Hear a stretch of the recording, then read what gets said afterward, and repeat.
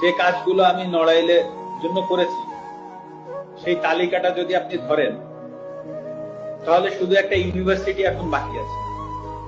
একটা সি ক্যাটাগরির জেলায় কি কি প্রয়োজন, একটা ইউনিভার্সিটি বাকি আছে। আমার বাবাকেও বলে দিয়েছি যে এটার কোনো বিচার বর্তমান সরকার বা যারাই আসুক বা যারাই থাকুক বা আসুক, হ্যাঁ, তাদের কাছে আমি এটা নিয়ে কোনো বিচার চাইব। কারণ এটা আমার কাছে মনে হচ্ছে যে আসলে এই বাড়িটা তো আসলে যশোর থেকে এসে বা খুলনা থেকে এসে বা ঢাকা থেকে যে কেউ ভাঙে। হ্যাঁ, নড়াইলের মানুষ কোনো না কোনো জায়গা থেকে উঠে এসে ভাঙছে।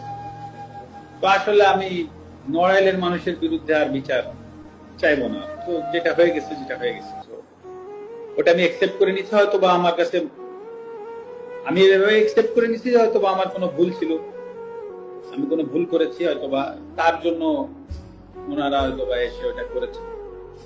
তো আমার মনে যদি বিন্দুমাত্র কষ্ট এখন আর নাই।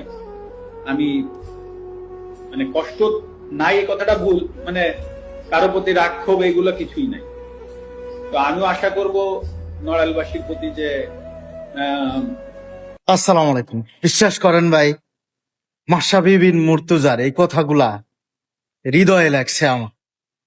একটা মানুষ কতটুকু সরল মন হইলে এই ধরনের কথা বলতে পারে, আর কতটুকু কষ্ট পাইলে বলতে পারে যে আমার লাশটাও যেন আমার এলাকায় বা নড়াইলে না যায়।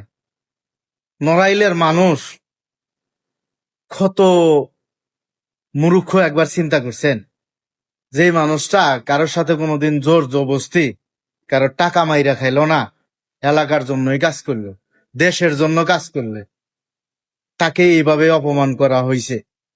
আরে নির্বোধ জাতি, তোদের যে বাংলাদেশ হিসাবে চেনে মাশরাফি, সাকিব আল হাসানের জন্য, তাকেই তোরা এভাবে অপমান করলি।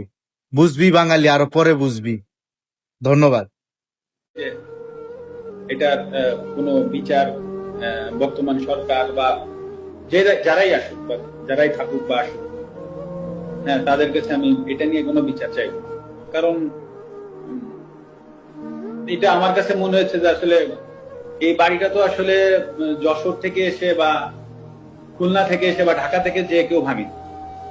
হ্যাঁ, নড়াইলের মানুষ কোনো না কোনো জায়গা থেকে উঠে এসে ভাঙছে।